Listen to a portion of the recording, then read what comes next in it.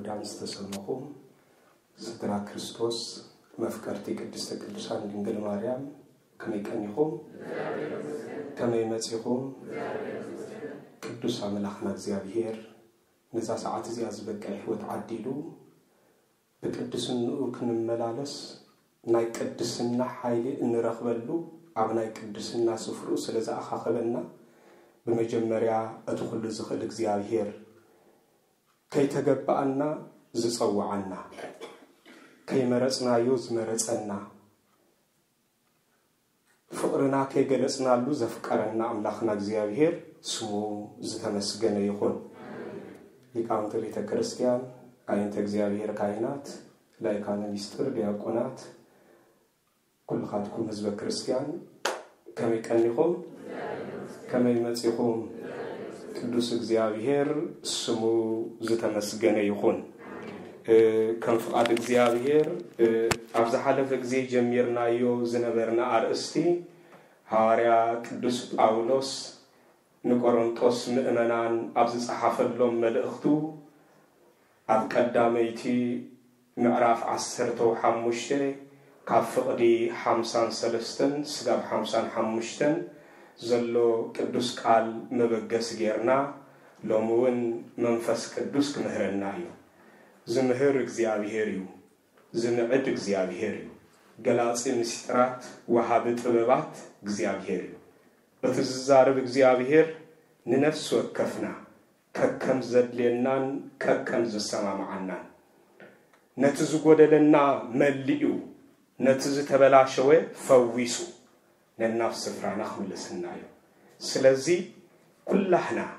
ዝዛረብ እግዚአብሔር መኻኑን ውሽጥና የእሚንና ነትዝዛረብ እግዚአብሔር ሎም እግዚአብሔር እንታይ ኮን ይብለኒ ይኸውን ነና ይዝጎደለኒ ካብ ሰብን ካብ ርእሰይን ንዝተሰወረ ግን በቅድስና خنبرሉ መንግስተ ሰማያት ከአትወሉ ዘይክእል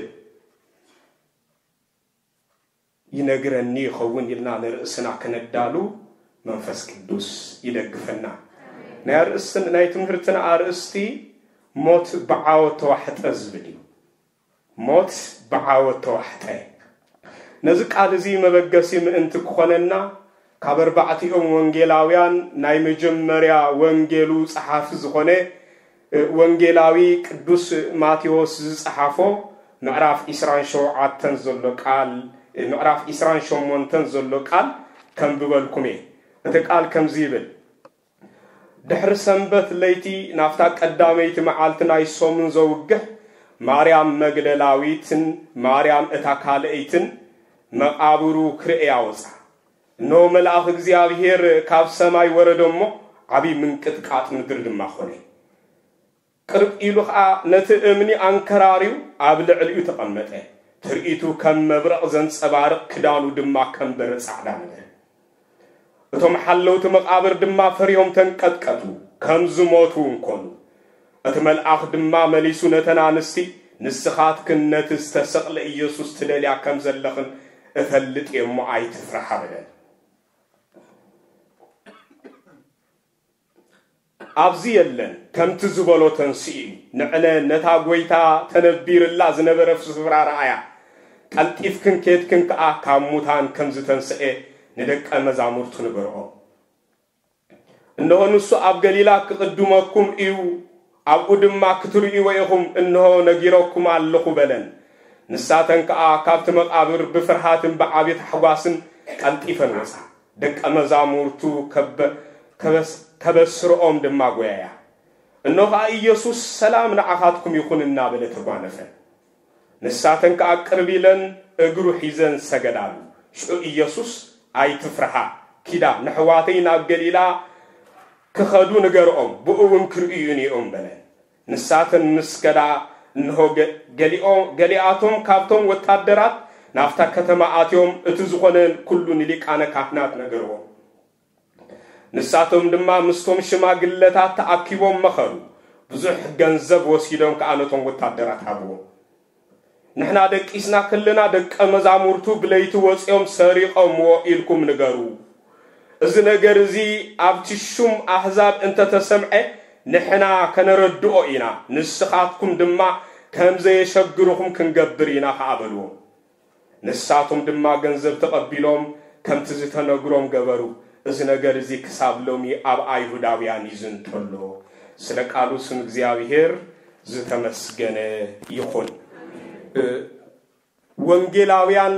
بزبلس بزعباتن ساي قلص غيروم غليص اوملنا اربعتيهم وانجيلاويان نناي كريستوس موتن نناي كريستوس تنساين بزغبا كيغلصن وانجيلو مدمدمتا زغبرو وانجيلاوون يله از اتمسرتاوي علامو ناي كريستنا مسرت ناي كريستوس موتن تنساين مخان بيت كريستيان التآمنلو بيت كريستيان تباهيلا اتتصوعلو مسرتاوي نجر ناي كريستوس موتن تنساين مسرت غيرا اغلغلوتا سلتغلغل كاب ناي كريستوس موتن تنساين وصاي ززنتو تاريخ زنجر قال بيت كريستيان ايتقبلوا نخلو النزاربو استمهرون قالن مدمدمتو ناي كريستوس موتن تنساين كخون انت زي كيلو حقنيا تمرتي وانا ناي حقنيا تمهرتي ملليو ناي كريستوس موتن تنساين مأسر زغبرن تخوي كم تحنتي سباي سفايت سفئي ويدما مخومبيا نمخومبيا اسفيا مزازمي انت زي غيراتلو تايتوايل اتصوا بسورو سبيتي كمتبحال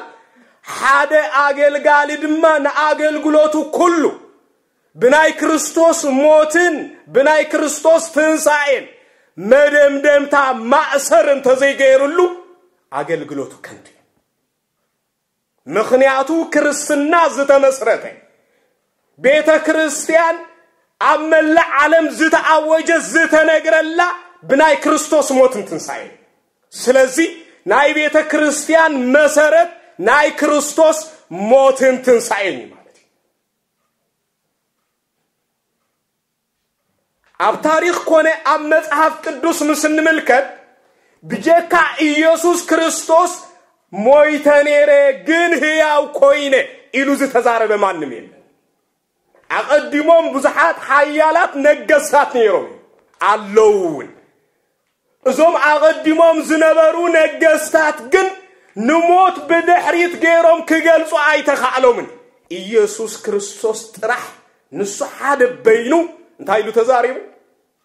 ሞይተኔሬ ግን እንታይሉ ህያው ከምዚሉ በድፍረት ክዛረብ ዝኻለ ንጉስ ከምዚሉ በድፍረት ክዛረብ ዝኻለ ሐያል ሰብ አብ ዓለም አይተራይ ኢየሱስ ክርስቶስ ግን ናይ ሞት ስልጣን አብ ኢዱ ዘለዎ ስለዝኾነ ሞይተኔር ህያው ኮይነ ክብል አብ ብስራት አብሲረና ስለዚህ ኢየሱስ ክርስቶስ ሰለስተ ዓመትን ሰለስተ ወርሕን ንኢየሩሳሌም በትምህርቱ አገልግሏ ሰለስተ ዓመትን ሰለስተ ወርሕን ንኢየሩሳሌም በትምህርቱ አገልግሏ በሞቱ ግን ንኹሉ ዓለም አገልግሉ ምክንያቱ ቤተ ክርስቲያን ናይ ክርስቶስ ትንሳኤን ሞትን እና ነገረት በዚህ ቃል ዝድማ እና ጸንዓት ስክልተሽ ዓመት አዛክል ሐሊፋ ስለዚህ ናይ ክርስቶስ ትንሳኤ ህያው በመሆኑ ክርስቶስ ሞይተኔሬ ነገር ግን እንታይ ኮይነ ይሉ ህያው ኢየሱስ ክርስቶስ ህያው ስለዝኾነ ኢና ብዛዕባት ህይወት ዝህበና ህያው ዝኾነ አምላኽ ንዛረብ ዘለና ህይወት ዘይብሉ ህያው ግን ቤተ ክርስቲያን አይትዛረብኛ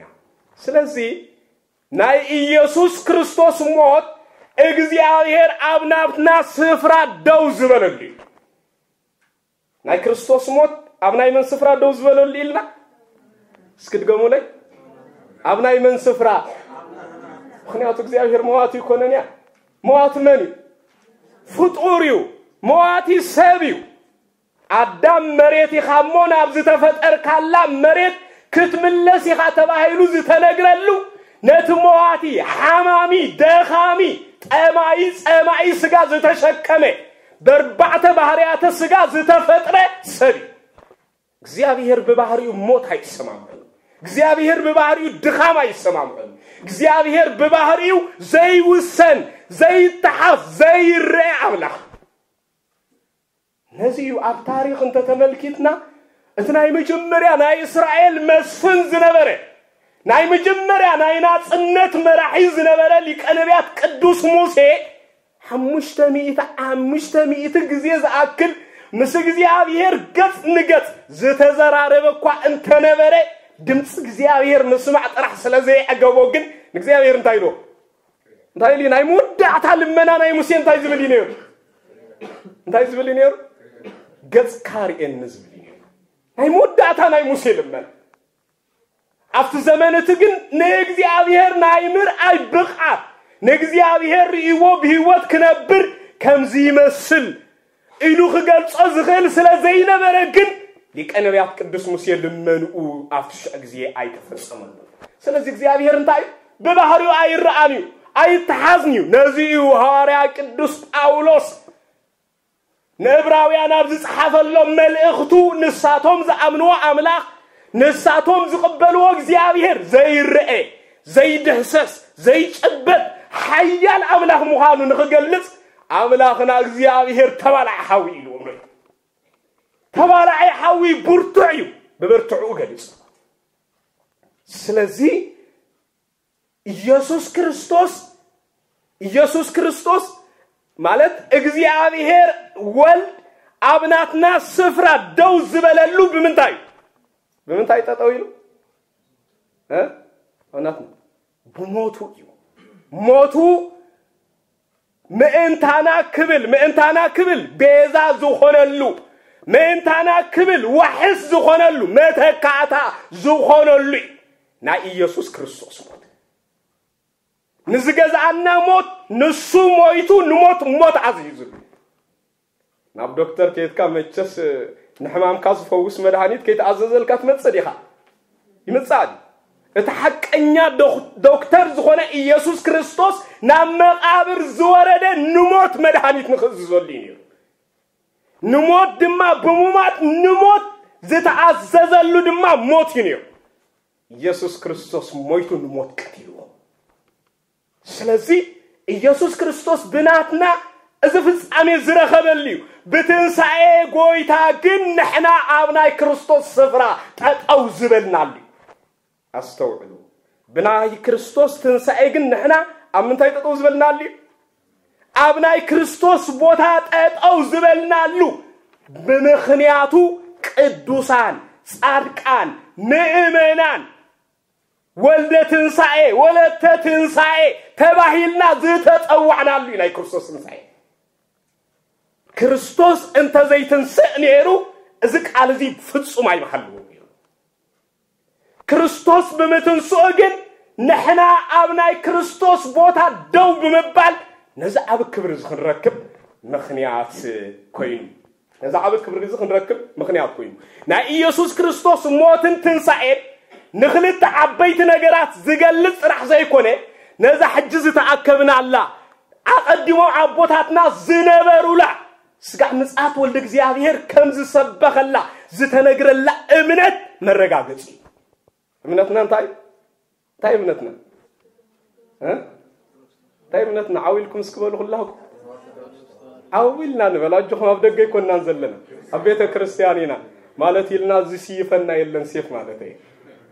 ስለዚህ እንታይ እምነትና እንታይ ሃይማኖትና ኦርቶዶክስ ተዋሂዶ ኢና ስለዚህ ተዋሂዶ ማለት ናይ ቃልን ናይ ስጋን ውህደት ቃልን ስጋን ብዘይ ምጥፍፋ ቃልን ስጋን ብዘይ ምውህሃት ዝተዋሃሃድሉ ሚስጥር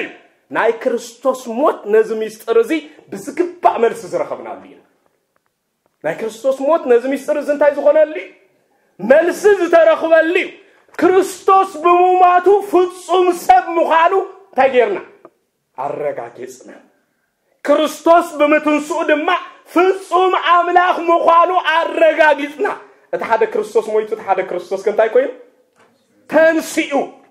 እተሓደ ክርስቶስ ሞይቱ እተሓደ ክርስቶስ ድማ ተንሲኡ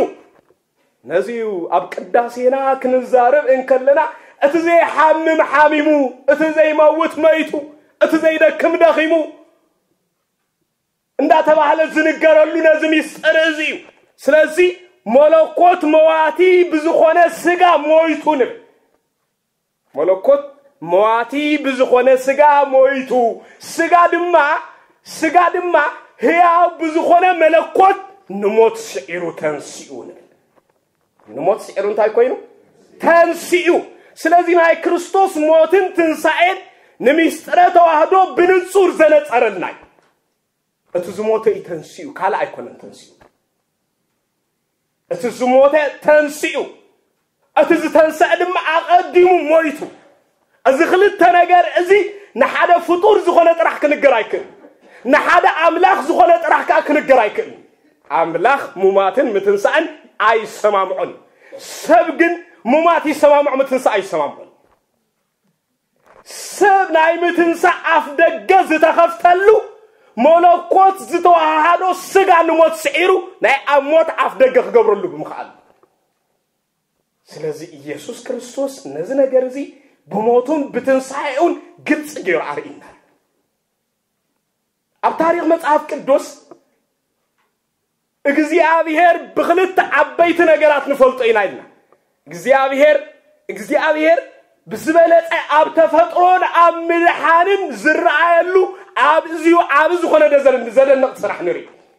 ንኣብነት እስኪ ካብ መጽሓፍ ቅዱስ ሰለስተ ጥቕስሞ ንውሰድ ነዘን ሰለስተ ነገራት እዚኣትን ገሊጽና ብቐጥታ ናብቲ ዝሓለፈ ዘቋረፅና ክንቅጽል ኢና ሰለስተ እንታይ እዩ ኦሪት ዘፍጥረት ምዕራፍ 1 ፍቕዲ 1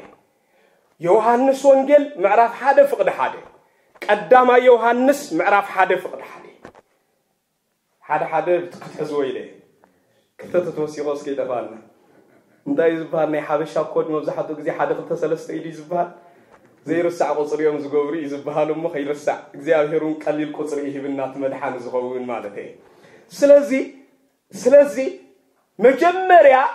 መጽሐፍ ቅዱስ ክንግጽል እንከለና ናይ ፍጥረት መጀመርታ ንፍጥረታት ኩሉ መጀመርታ ዝገበረሎም እግዚአብሔር ምዃኑ ይገልጽ እግዚአብሔር በመጀመርታ ሰማይን ምድርን ፈጠረ እዚ ናይ መጀመርያ ፍጥረት ይዝገልጽ ፍጥረት ኃይሉ ፍጥረት ድማ ሓደ ኢሉ ቁጽሪ ምቁጻር ዝጀመረሉ ይዝቃልስ ካላ ዮሐንስ ምዕራፍ 1 ፍቅድ 1 ድማ እቲ ንኹሉ ነገር መጀመርታ ዝገበረ መጀመርታ ይዛረብ እቲ ንኹሉ ነገር እንታይ ዝገበረ መጀመርታ ዝገበረ መጀመርታ ዝኾነ ግን መጀመርታ ዘይብሉ ይዛረብ እዚ ንኹሉ ፍጥረት መጀመርታ ዝገበረ መጀመርታ ንዑ ግን መጀመርታ ይብሉ ንኹሉ ግን መበገስ ገይሩ ቀዳማይ ዮሐንስ ምዕራፍ 1 ፍቅድ 1 ምስን ምልከት ድማ ንኹሉ ዓለም ምድሓን ንኹሉ ዓለም በጃን ምዃን ዝመፀ ሓደ መድሃኒት እንኮ መድሃኒት ንሱ ከም ዝኾነ ይገልጽ እቲ ንፍጥረት መጀመር ዝገበረ ንሱ ንባዕሉ መጀመርታ ዝኾነ ንዓለም ድማ ሓደ ተወሳኺ ዘይብሉ ሓደን እንኮን መድሃኒት ንዓለም ዝኾነ ንሱ ምዃኑ ይገልጽ ስለዚ እግዚአብሔር ኣብ ተፈጥሮ ናይ ኩሉ ፍጥረት መጀመርታ ምዃኑ ይረአ ንኹሉ ነገር መጀመርታ ዝገበረ ንኹሉ ነገር መጀመርታ ዝገበረ ነገር ግን መጀመርታ ዘይብሉ ንኹሉ ነገር መበገስ ዝገበረ ነገር ግን መበገስ ዘይብሉ ንሱ መን እግዚአብሔር እዩ ኣብ ምድሓን ድማ ምስንምልከት ኣብ ምድሓን ድማ እግዚአብሔር ወልድ ኢየሱስ ክርስቶስ ንኹሉ ፍጥረት ዘድሓነሉ እንደገና ናብ ተፈጥሮ ናብ ሓድሽ ፍጥረት ዝመለሰሉ ብሞቱ ምዃኑ ይገልጽ ስለዚ ዓለም እንደገና ተፈዊሳ ናብ ዝነበረ ቀደም ተፈጥራ ናብ ዝነበረ ቀደም መልክዓ ዝተመልሰት ብናይ መን ሞት ነይሩ ናይ መን ሞት ነይሩ ብናይ ኢየሱስ ክርስቶስ ሞት ዓለም ሙሉእ ብሙሉእ እንታይ ኮይና እንደገና ተሐዲሳ تمليسا سلازي نازينا نا إيسوس كريستوس موت كبعبيتي جاقانو نذكرو دي ذكر دي ويش انتاي نذكرو أي نذكرو مجلسي غريتا قبور ليدا قال كي مثلا نمبر لومي كابيتا كريستيان زتوس دي زي قبو زخوانا مجلسي وحاف سلو زلو دا سماعيتات زبل مسأوعي كابيتا كريستيان وصوعي وحاف اللومبر إذا مسأوعي الزوكل إذا مسأوعي الزوكل بأمنات قادلي نزحالو في أكالات رحي بهاجر تقادلو نزحالو في أكالات زوحاف الشمد ما جاقانو زبل سماعتات نناي أمنات جاقانو ننهاجر سلازي نا إيسوس كريستوس موت كم جاقانو تذكروا زحلفت رح آيكونن انتاي زقبري دا زئمانيو ننبرالي تاريخ هازنتينا رح السغن بلالو آيكونن نمنتاي انت دا تباهيلو نا إيسوس كريستوس موت نتا تبلاشي زنبرت عالم اندقنا كمتحدث زقبر عبي ميستر سلازون استبلاشوت عالم اندقنا زتحدثتلو زتبلاشوت عالم اندقنا نافت اريا قوح كتبل زجمرتلو ناي كريستوس موت سلازي ناي كريستوس موت نزعاب كبرزي زبسرنان زنقرنان منبارو كابز تاريخ زي كنردا يكال الناي سلازي بحفشا ارئستنا موت بعوت وحطي إيسوس كريستوس بمواتو نبوزحات نقرات قبل علو بزحات نقرات قوتات كنكون حيله بالناي موت إيسوس كريستوس نبوزح تاريخ زغيري نزينا أب تمرتنا انتاي نبت عرب معالت استفتر ودسب عرب معالت استفتر ودسب بحقات مخنيات مسودة عرب معالت تشاقيلو دم إيسوس كريستوس عندنا نفتز نبرا ملكو عمليس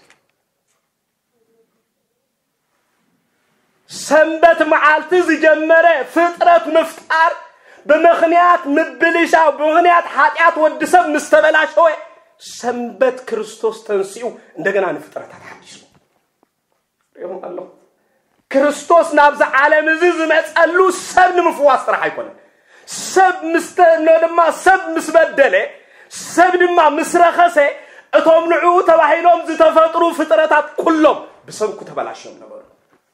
بسنكو تبلاشهم زي نبرو عالم فقر مريض زي نبرا فقر مريض جميروا عالم من قطقات مدر زي نبرا من قطقات مدر خطر جميرا عالم اساته قمرا زي نبرا اساته قمرا خرعي لا جميرو عالم الخلق زي نبرا علق كرايا جميرو اذ كلنا يتفطروا من نواص قد نايدك سبات حاتيات نايدك سبات ابستوهبون كبر زي مصنع زفطورين ስለዚህ ክርስቶስ በሞቱ ናአዳም በትንሳኤው ንፍጥረታት ታገይሮ ደገና ናብ ዝነበረ ክብሮም መሊስዎ እዚ ክልቱ ተታሓይዙ ዝግለጽ ሚስጥር ምዃኑ ብዝግባእ ክንርዶ ይግባና ስለዚህ ናይ ክርስቶስ ሞት ተራ ሞት አይነበረን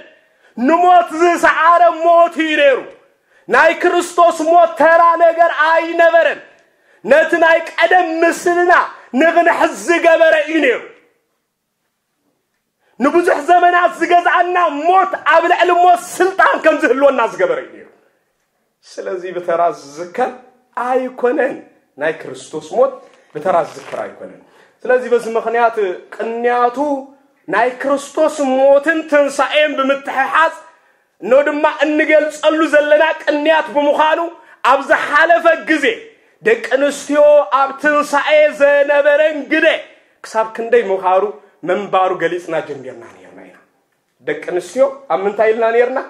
أب تنسائي دك نسيو أب تنسائي مجلس كل هاد كنت فلتيهم حدث نقف تاريخ الله أمونغو سبعين سبعين موجود كويني زبها كركر مسكوني أمونغو سبعين سبعين كركرهم حدا نجارينيرو أنا يبلس مجلس لومي ندك سبات نجزي أبير عينتم كيتمتو اتزعابي امبا خوينو مسكزي ابهير كيراخبو خلكلوم زلو انا خبا يتحت زبل قانقا وشطم سلازي بلو انا يبلص زبل قانقا هاجر ابل على هاجر منغس ابل على منغسي حزب ابل على حزبي አብነን ነሕድሕዶም ከም ዝበላሉ ገይርዎም ስለዚህ አሞንጎ ሰብአይን ሰበይትን ድማ አነ ይበልጽ ዝብል ሕቶ ተላዕዩ መቸስ ምስተላለ እቲ ሰብአይ ገሪሞ ስለዚ ገረሞ እስኸዳ በመንታይ ክትበልጽ በኸመይ ክትበልጽ ንስኸሲ ክርስቶስ ንክህነት ዲመሪጽኪ ንጵጵስና ዲመሪጽኪ ንስኸስ በኸመይ መንገዲ ክትበልጽ ሕቶ ነይሩ መቸስ ንጹር ጭቡጥ ዝኾነ ነገር ንጓለን ስተይት ብልጫ ከም ዘይብላ ዝገልጸሉ ነገር አለ ተጓለን ስተይት ዝሓዘቶ ነገር አለ ንሱ አንተ አይተልኩምኒ ንብዙሕ ዘመናት ተሮቂሳ ተነብር ዝነበረት ጓለን ስተይቲ በሃንደበት ብልድ ይላል አል ክትብል ዝኸአለት ሓንቲ ሰበይቲ ስለ ዝረኸበት ንሳ ከመን ቅድስተ ቅዱሳን ድንግል ማርያም ስለዚህ በዚህ ምክንያት አፍሽ ጊዜ አነዳ ቅድሜ ኹዙ ተፈጠርኩ እግዚአብሔር ናይ መጀመሪያ ፍጥረቱ ዝገበረና አነ እንደ ከመልኪ ዘይባይ ስለዚህ ኮነልካ ስኻ حجازيت كون عندي فتيرني سلسلة الله يخاكم الأخوان كهايلاتو أزم السبعة بدحريو تخلكر كاسيلو بتخلكر ناقص سلام سمسة عبزبس حلو درجة أبينيو السقايلوا كريستوس نمشي مريم سمسة أكو كاب عصرته كل التهارات حنتو على إطول سلسلة خميلكي خدعة هيو نو ولا قوا أز السلطان تتوهبكم نتزعبي نصبي زنبرنا تنسعك نبصر حلاف النزو توهبنا قلنا هنا هيلاتو شو سبعي تقبل لا بيلون تايلا نسمو اي قصرنيو مخنياتو قال نسيت بتفطرع ورنيا سلازخونت اتورق الطيفو عالم كبصح انتي لي خو غيرو هايلو سلازي ازز تبحله بهيل قنوعي مالتنا غنا يكون قنوعي مالتنا ايكون مسرتاوي علامه خنمصو زدلنا نجر الله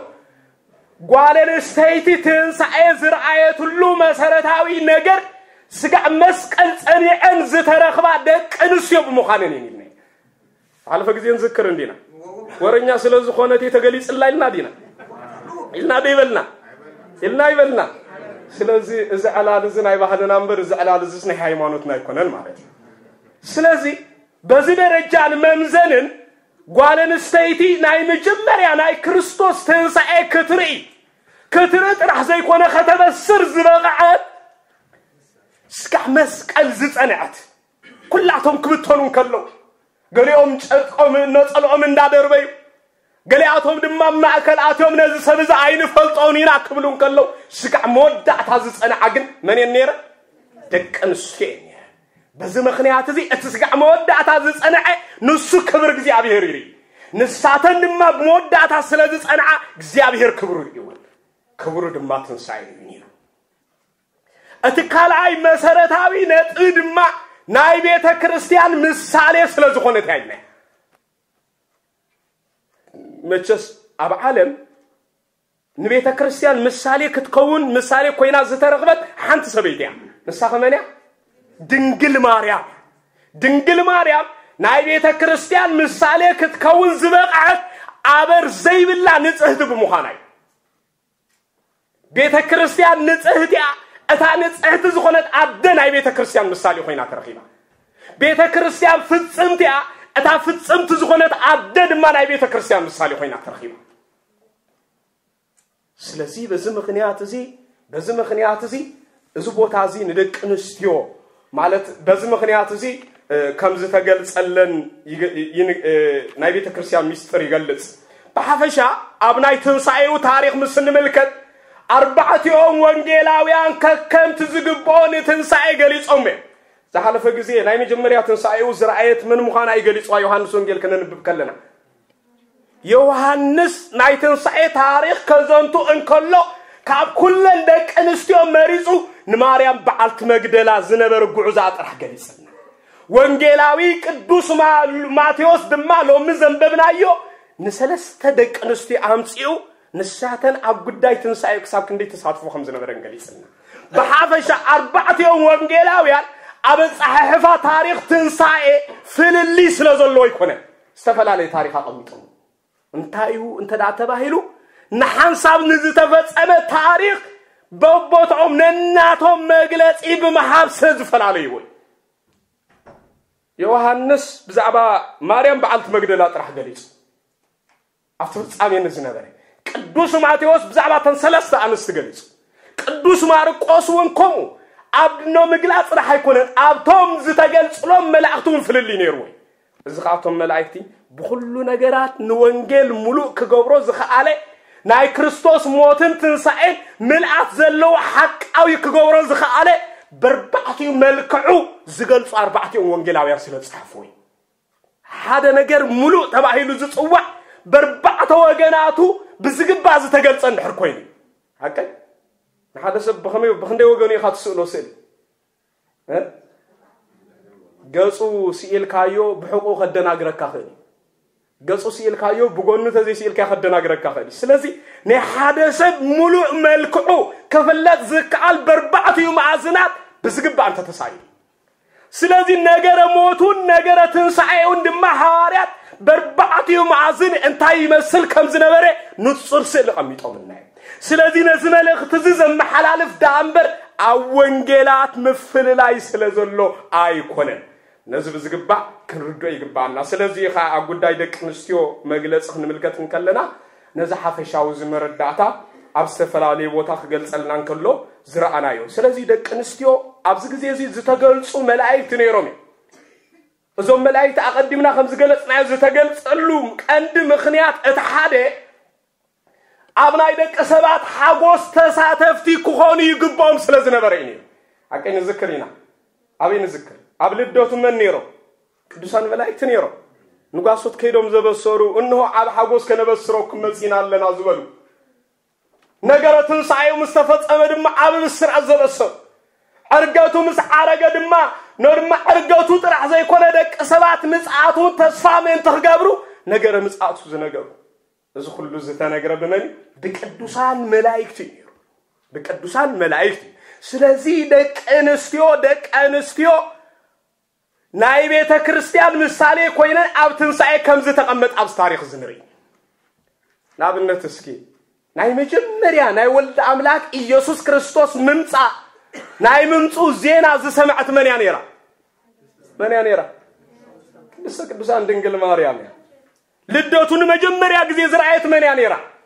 ድንግል ማርያም ትንሳኤውን መጀመሪያ ጊዜ ዝራአዩ ድማ ጓለስ ስለዚ በዚ ምኽንያት እዚ ንጓለን ደቂ ንስትዮ ኣብ ሓድሽ ኪዳን ኣብ ብሉይ ኪዳን ንዝነበረ ናይ ብሉይ ኪዳን ሕግ ቀዲዱ ኣብ ደቂ ሰባት ጾታ ንዘሎ ኣፈላላይ ንጹር ዝኾነ ብማዕርነት ክርስቶስ ጓልን ወድን ከይበለ ናይ ምድሓን ግብሪ ክገብር ከም ዝመጸ ንምግላጽ ክብሪ ትንሳኤውን ጓለስ ገሊጽና ببلجا نعايو بزبلة اتزبزح percent مويتلي إلو ودك أقوالن سيتن لعل كزارب كم زي كلكا ناي كريستوس نسايرنا بمعرنة مويتلنا بمعرنة تنسيولنا خنبلكا مخنياتكم يسوس كريستوس بمعرنة زجبرلنا نزي أستوعلو قالن استيتي كهنة مقبال زي تفقد الله محدرا بيت كريستيان زي تفقد الله كأند مخنيات ناي أمرار حد رجال أمبر እግዚአብሔር ብጾታን ጓለን ሰይት ስለዝነ አቃልኩነ አመራር ሀግን ጸጋይ እዚ ጸጋ ዝተዋሃበ ድማ ንደቅ ተባዕቱ ብኻሊ መለክዒ ጓለን ሰይትን ኣብዝነግ መድረኽ ዝኽትበጽሕ ክኽልክልዋ ዝኽሉ ብዙሕ ነገራት አሉ ቀዳማይ እንታይ ጓለን ሰይት ምስተመርዓወት ብዙሕ ዘጋጥሞ መሰናኽላት አሉ እንዴ ሐቀ ናብነት ጽንሰት አሉ ክጸንስያ አቀይ ነፍሰ ጾር ኣብ ዝኾነትሉ ግዜ ክንደ ወርሒ ነፍሰ ጾር ትኸው تشعت ورح ملو مقدس እግዚአብሔር እንታይኹ أبي يعصوا حد سلازي بزح كنجلس نخلينا قال أي درجة دم قالن استيتي ببيت كريستيان كابت تمثلت نسا أكالي رأسي كونت ناي رأسي سلطان زتوهابا نوديو ناي أكال سلطان زتوهابا دم نقالن استيتي نبيت كريستيان رأسا كريستوس كم زخونه أكالو دم بيت كريستيان نودي دم رأس نودي دم أكالو سبيت كم زخونه رأس دم سبعي لو تشجر أودن قالن زي مس معزف الترزلو تقول نايت ودن بيبات مس تودن نايت أقول أم بيبي مس ስለዚህ ነሳ ከምዚ እኮ ዝብል ናብነት ኣብዛ ኤፌሶን ምዕራፍ 5 ዘላ ታሪኽ እንታይ ኣትብል ኣብዚ ታሪኽ ዝተጻሕፈ ኣትናንስቲ ንሰብኡት እንታይ ግበሮም ይዝብል ተኣዘዝኦ ሎም ጓልን ሰይትን ወድኸይት እዘዝታይ ምኽንያት ኮይኑ ሓንቲ ነገር ትፈልጣ ኣለኻ እንታይ ኻ ትፈልጣ ኻትሉ ካብቶም ሰብኡት ነንስትኹም ስጋዕ ሞት ኣፍቅርወን ዝብል ቃል ስጋዕ ሞት ኣፍቅርወን ዝብል ስለ ዘሎ በዚ ምኽንያት እዚ ተዘይተኣዘዝከውን ተገብረኒ ስጋዕ ሞት ኣፍቅር ተባሂሉ ስለዝተኣዘዘ ሕጊ እግዚኣብሔር ጥሒስኩም እንተይልን ኣነ ጭፍጭፈ ሪኦም ኣሎ እግዚኣብሔር ክእዝዘና እንከሎ ግን ንባዕልና ዝምልከተና ቃል ጥራሕ ክንወስድ ተፈቂደልና እቲ ሰብኣይ ናይ ሰብኣይ እታ ሰበይቲ ናይ ሰበይቲ መጽሐፍ ቅዱስ ነንሕድሕድና ክንማጎተሉ ዘይኮነ ንርእስና ዝሰማማዕ መድሃኒት ክንወስደሉ ዝተኣዘዘልና ሕሙማትና መድሃኒት የድልየና ዘድልየና መድሃኒት እምበር ናይ ሰብ መድሃኒት ሒዝና እንተኸይድና ግን ሕማም ክንወስድ ኢና ስለዚ ሎሚ ዝበዝሐ ሕማምና ከይፍወስ ዝበዝሐ ሽግርና ከይፍወስ ምኽንያት ኮይኑ ዘሎ ናትና ዘይኮነ መድሃኒት ተሸኪምና ንኸይስለ ዘለና ኢና እግዚአብሔር ምሕረት ይወርደልና ስለዚ ደቂ ኣንስትዮ ኣብ ትንሳኤ ዝብል ብዙሕ መግለጺ ክንገልጾ ዝከኣለና ተኾነ እኳ ኣብዚ ኣኽለና እቲ ቀፂሉ እንሪኦ መሰረታዊ ነጥብ ድማ ትንሳኤኡ ዘይምእማን ዝብል ትንሳኤኡ ዘይምእማን ኣቀዲሙ መድህን ዓለም ኢየሱስ ክርስቶስ ኣብ ማቴዎስ ወንጌል ምዕራፍ 26 ዘሎ ቅዱስ ቃል ሓደ ነገር ንደቀ መዛሙርቱ ነጊርዎም ነይሩ እንታይ ዝብል ይነጊርዎም ነይሩ ኩሉ ኻትኩም ክትከሕዱን ኢኹም ከም ስርናይ ክትብተኑ ኢኹም ኣነ ድማ እንታይ ክገብረኩም ኢሉ ኣነ እንታይ ክገብረኩም ናብ ገሊላ ክቅድመኩም ኢሉ ናብ ገሊላ ክቅድመኩም ኢሉ ስለዚ ደቀ መዛሙርቱ ናይ ክርስቶስ ትንሳኤ ክንድቲ ንሞቱ ዝኣመንዎ ንትንሳኤው ግን ኣይኣምኑ ወንጌላውያን ክጽሕፉ እንከለው ክንድቲ ክርስቶስ 3 ዓመት ብዛዕባ ትንሳኤው እናነገረ ዝመሃሮም ዝኣመንዎ ኣብ ትንሳኤው ግን እሙናት ኮይኖም ኣይተረኽቡ ክርስቶስ ምስ ሞተ ጸላእቱ ኣብ ልዕሊኡ ዝሰልጠኑ ملك زرخو ስለዝመሰሎም ኩላቶም እንታይ ኮይኖም እንታይ ኮይኖም ክርስቶስ ንዘለ ዓለም በጸላእቱ ዝተሳዕረ ጸላእቱ ድማ ንዘለ ዓለም ሓያላት ኮይኖም ዝነብሩ ስለዝመሰለው በዚ ምኽንያት እዚ ደቀ መዛሙርት ኩላቶም ተበቲኖም መብዛሕቶም እንታይ ኮይኖም ናብ ናይ ቀዶም ስርሖም ተመሊሶም ዮሐንስ ወንጌል ምዕራፍ 21 ፍቅድ 3 ከተንብቡ ከለኹም ደቀ መዛሙርቱ ናፍናይ ቀደም ናይ ምግፋፍ ዓሳ ከምዝ ተመልሱ ናብናይ ቀደም መነባብሮም ከምዝ ተመልሱ ድሕሪ ደጊም ክርስቶስ ሞይትዩ ጸላእቱ ኣብ ልዕሊኡ ሓይሎም እዮም ድሕሪ ደጊም ክርስቶስ ተፈሊና ስለዝበሉ ጉዕዞኦም ናፍናይ ቀደም ስርሖም ጀሚሮም ኣዝይደና ናብናይ ቀደም እንታይ ኮይኖም ናብናይ ቀደም ስርሖም ጉዕዞኦም ቀጽኢሎም ይደና ግን ክርስቶስ ግን ንዝጀመርዎ ተስፋ መቁራጽ ኣመወዳእታ ከየብጽሑ ንዝጀመርዎ ጉዕዞ ኣመወዳእቱ ከየብጽሑን ከሎ ቀድሚኦም ብምኻድ እንደገና ከምዝምለሱ ይረው እንደገና መልሶ ደቀ መዛሙርቱ ኩላቶም ካብኡ ተፈልዮም ካብኡ ርሒቆም ከዱ መከራ ስቃይ ሓዘን ኣውያት ኣብ ክርስቶስ ምስራኣዩ እዚ ኩሉ ንክርስቶስ ዝመኸለኹም እዮም ቆጽያ لون بزحاتنا بمشقت بمكرا بسقاي بستفل عليه مخنيات كابن جمرنا يوناي كرسنا غعزو ندحري زتملسنا منفساونتنا ندحريتنا توقسس زتصقمنا كم كريستوس دلينا زي كونه عالم كم تدلينا خوينا نبر زلنا كريستوس قدمينا اناخد انت زي قدمنا كم جمامرانا كلنا ودقات مخنا ኢየሱስ ክርስቶስ ግን ነቶም ተስፋ ዝቆረጹ ክእክብ ነቶም ዓለማዊ ጉዕዞኦም ዝጀመሩ ከመልስ ቀቅድቢዮምና ገሊላ በመቀዳም እንደገና አክቡ ናብዕዮ መልሱዎ እዚ ኢትዝደና ነዚኡን እተንደቀንስዮ መልአከ እግዚአብሔር ምስተራአየን እንታይሉ ቀልጢፍክን ኪዳሞ ንደቀ መዛሙርቱ እንታይ ግበርዎን ኢሎ ንገርኦም ቀልጥፋ ይሆን ንምንታይ ቀልጥፋ ይሎ ምክንያቱ ኩላቶም ተበቲኖም እዮም ድሕሪ ደግም ተስፋ ቆሪጾም እዮም ናይ ጸላእቱ ስልጣን ናይ ጸላእቱ ዓቅሚ መወዳእታ ዘይብሉ ኮይኑ ስለዚ ተራእዮም በጸላእቱ ዝተመልከተ ይሮም ቆጽያው ናይ ይሁዳ ካፍታ ማሕበር ምፍላይ ናይ ይሁዳ ፈታዊ ጸላእቱ ነድማ ፈታዊ ጸላእቲ ክርስቶስ ምዃኑ ንኹላቶም ንኽብቶን ምክንያት ኮይኑ ኣብ ልዕሊ ክርስቶስ ደቀሰን ነድማ ንዘውረድዎ ናይ ጭካነ ግብሪ ንደቀ መዛሙርቱ ሙሉ ብሙሉ ናይ ክርስትና ጉዕዞ ንኸቋርጹ ክውስኑ ምክንያት ኮይኑ ስቃይ እናበርትዐ ምስ መጸ ኩልና ኣብ መንፈሳውነትና ክንቅንስ ንጅምር ኩላትና ኢየሱስ ክርስቶስ ግን ብዘደንቕ ተኣምር ንኹላቶም መሊሶ ይደንቕ እኮ ኩላቶም አበታትኖም ተሪና እኮ አገዙ ይዝገርም ገሊአቶም ነጸሎም ደርቢዮም ጉብዝናኦም እንደሃለወ ብጉብዝናኦም ዝሃዶም እዮም ነይሮም ማቴዎስ 10:4 ማርቆስ 10:51 እንተሪኹም ጎበዝ ነገር ግን እንታይ ዝኸውን ኢሎ ዝሃድም ጎበዝ ይሃድም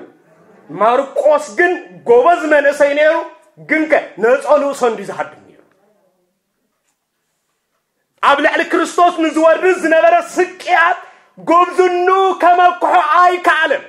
ስለዚ ክርስቶስ ዝተሳዕረ ክርስቶስ ጸላእቱ ዝተመልከ ስለዝመሰሎ ጉብዝና ዝሓዘ መንእሰይ እኳ ከይተረፈ ነጸሉ ሰንዲ ክሳብ ዝድርቢ ኣብ ልዕሊ ክርስቶስ ጭኪኑ ገሊአቶም ኣብ ማእከል ኣትዮም ነዚ ሰብ ኣይንፈልጦን ኢና ኢሎም ንስኻ ወዲ ሕያው እግዚአብሔር ኢኻ ንስኻ ናይ ዘላለም ናይ ህይወት ቃል ኣለካ ኢሎም ከም ዘይመስከሩ ሕጂ ግን ኣይንፈልጦን ኢና ነዚ ሰብ ኣይንፈልጦን ኢና መከራ ምስ መጸ እምነትና ኣይንፈልጥን ኢና ክርስቲያን ኣይኮናን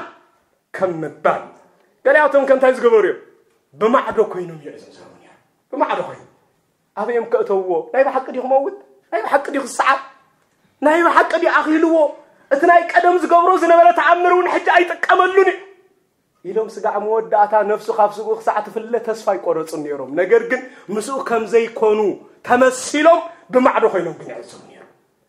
نزوم كلهم بخمس ما قد الزناس أجن يسوع كريستوس عباتهم زلوا فقري سقع مودعتا صنوع سلازنا بره نزقبروا بدل كيس أبي كي حاسبه بعين محرته يوم لو مكو مبزحتنا أب سلطان مسمس أنا سلطان أب زين ورنا جزية نزيش أو قانونا نزل ساق أيونا نعاتهم مساق أي سلطان ندكملوا بزحاتنا فتوتنا نيروم زخادونا قبل اليوم دما ناي حنا مفداي نتكم سبات بزحاتنا ክርስቶስ ግን ካብዝ ሁሉ ነፃ ሆይ ንኹላቶም ንኹሉ ነገር ከይጣመተ አኪቦ ስለዚህ ተመላእክ እንታይሉ ቀልጥፋ ኪዳ ንደቀ መዛሙርቱ ንገሮም ይሆን ናብ ደቀ መዛሙርቱ እንዳጎያ መጽን ድማ እዞም ኩሎም በከምዛ አይነት ዝተመላለሱ ይደንቕ እኮ ተዓዛቢ ንክርስቶስ በከምዛ አይነት አገባብ ዝሓድዎ ዳሓር ግን አኪቡ ደቀይ ክብሎም አኪቡ ይሕዋተይ ክብሎም እንከሎ ዝረአየ እንታይ መብለን ይሩ እንታይ መብለን اسكا خالي يترف نحنا انتاي مبلنا فردنا انتاي مخوني نزيو حدا غزي انتاي زبحال ابز قرب اوان مچس كلنا نفلطو مينازوم كومونيست تبايلوم زصوعو انصار هايمانوت يم ክርስትና ክህል የብሉን ዝብል እምነት ዘለው ስለዚህ መቸስ ምስኦም ብዙሕ ዘመና ዘወፀረ ሰብ ይነሩ እተናይ መጀመሪያ ናይ ኮሚኒስት ትምህርት ድማ እግዚአብሔር የለን ዝብል ምክንያቱ ሓደ ሰብ ኣብዚ ፓርቲ ዝከኣቱ እንተ ኮይኑ ቀዳማይ ጨካን ክኾናሉ ካልኣይ ምክንያቱ እምነት ርህራሄ ዝምህር እምነት ካብ ምሕረት ይዝምህር ምሕረት ዘይብሉ ነቲ ዝተኣዘዞ ሕጊ ዝፍጽም ክኾናሉ እዚ ክኾን እንተ ኮይኑ ካብ ሃይማኖት ነፃ ዝኾነ ንእግዚአብሔር ዘየምልኽ ክኾን ክኽእላሉ እዚ ክታበት እዚኦም ዝኽተቡ ማለት እዩ ስለዚህ በዚ ምክንያት እዚ ሰብ እዚ ከምዚሉ ክመላለስ እንከሎ ዳሕር ክንደይ ግን መንፈስ ቅዱስ ስለዝደገፎ እንደገና ናብ እምነት ተመሊሱ عب إمنة تمليسو نتزجبرون أي قدم جبرو إن ذكره أقدم آتيو بدحر زدما من كسرنا تقبلوا بقعة مسترعي خان أبقسنا درجة بس أبقسنا درجة مسبت حي بدحر زي قدم زفلت أزنا برسد بخفوق جبرو قدم زفلت أزنا بر بمن نبابرو مسرعي تدنيون كحتى لنا نزسيلو ناقدم يمس ناقدم يقربيل وا نسخة اتقدم أنا زفلت أكاسب ديكون كان بتمرتي تبلصنني بحارتي تبلصنني بجبر خادم ما بخوفه جبر خاص تمسكر قال كيها أنا جن كابن جوه جميرة بيتكريستيان زملالس هو تكل بقدس الناس تمل أيو نابز ما عرجزي أنا زي تملت أنا زي بقى أخو ساق ميل كابن أي خايو جس يقربي كميل كابن صح كايو مسبلو بدحر ينتايلو يسوع كريستوس نفسي كابس جاي وزيدو نامنجست سمعت مسأتوني أنا مجمرة حتى نبعلان عايز ياخذ كون أنا نبعلي يتردني ناي مجمرة كم غير نفس درجة بصحن زي جبان بخمي ممزاني نفس أجازة أبك نزبل حتى نبعلو سجال حج مرسي رحكم كم زبالة تحت النازل لو عبيرك نخمزي أتوم زعمسل إخازي أحير زمرت نخمزي أتوم زعمسلو زيادير ناك كبريكم دك أمزامور تلمّا زقط صار تاريخ زنقر صبو تاريخ كو أنت زينا مرام نخلو من تاريخهم قليفو تاريخ غيرو اندقنا خمس كبيرو بيتروس كحريقا ماركوس نسألو ندما دربيو كوايز ترحقيقا آيبانو من نخلاتهم بفقر عكيبون እግዚአብሔር አብድኻምና ዝድግፍ እግዚአብሔር ኖድማ አብ ኃጢአትና አንጽዩና ወዘቅርብ አምላኺ ነዚ እትመላኽ ቀልጥፋ ኪዳን ገሮም ይሎ ተስፋ ከይቆርጹ ናብ ዓለም ከይአቱ በኃጢአት ከይመለኹ ናብ ቀደም መነባብሮም ከይከዱ እትዝአከቦም እትዝመረጾም እትዝላኾም ክርስቶስ ንሱ ተንስዩ ኪዳን ገሮም ይሎ ይደን ኢንትንሳዩ ኸነግራ እንዳተጓየያ ከዳ ጀሚረን ሓደ ነገር ከሐደብኩም እስኪ ናይ ኤድስ ናይ ኤችአይቪ ኤድስ መድኃኒት ተረኺቡ እንተ ዝብሃል እንታይ ተሰማው እንታይ ተሰማና ሓጎስ ሓቀ ወረጉን ሓጎስ ስራሕ አይኮነን እንበር ቴሌፎንና ቢዚ መኾነ ነይሩ ቴሌፎንና ተሰሚዕኩም ደለኹም ለኸንዝ ተረኺቡ ድማ ደስ ብል ይኮ ዘን ፈላስፋታ ዘይገብርዎ ነገር የለን هذا كان HIV AIDS مدهاني ترخيبهم لا نعلم ملو مزارة بنيرو HIV AIDS مدهاني تجن نايموت مدهاني أيقونة نايموت مدهاني ديو HIV تزيموتنا بعد كم كنا خدمت مخدين ريهم الله 0 استعينت عم موتانا إمبر ما فينا يترفني ما بدي سلازي تنسى كريستوس جن نايم تاي مدهانيتي نايموت مدهانيتي بس مغنيات زي كالتفا نموت مدهانيت كنز ترخبو نموت دماء مدهانيت كنز تنقرو كلا نقر عيوان بزحات زودقو بحات يعزتك امالقو تسفازو قرصو كافور اكزيابير زرحاقو نعاتهم مدهانيت زخوون ترخيبي كلا نقر عيوان لومي أجزية تنسى تليفوننا نناي تنسى بسرعة كبسر زت خفته نايمن تليفون تتكلمنا لونه كريستوس تنسي لو مكو كم مزد حنا لي نموت زسعرنا لي تنقير ده بفلاي دك انستيو مع التخنس لزخونا عبخت واسع زقف باكن نزي تتكلمنا لهم كافت زقرم كا نالبات زوم ناي موبايل كونترات زأتو مسن عزبو زنزحا بزح ورا زوريا دك انستيو ميلون يغلصو يمثلن معناته الرايشي እግዚአብሔር ስለዝማረ الناس مستمسገነ ይሁን ንሎም ማዓንተ አብዚ አخلنا ቅዱስ እግዚአብሔር ንስተረፈና ድማ አብዚ ቅጽል ጊዜ ክንቅጽሎ ኢና ቅዱስ አምላክና እግዚአብሔር ስለዝማረ الناس مستمسገነ ይሁን ናይ እግዚአብሔር ቸርነት ናይ ድንግል ማርያም አማላድነት ናይ ቅዱሳን ጻድቃን ጸሎት ናይ መላእክት ተራድኦነት ምስኩላት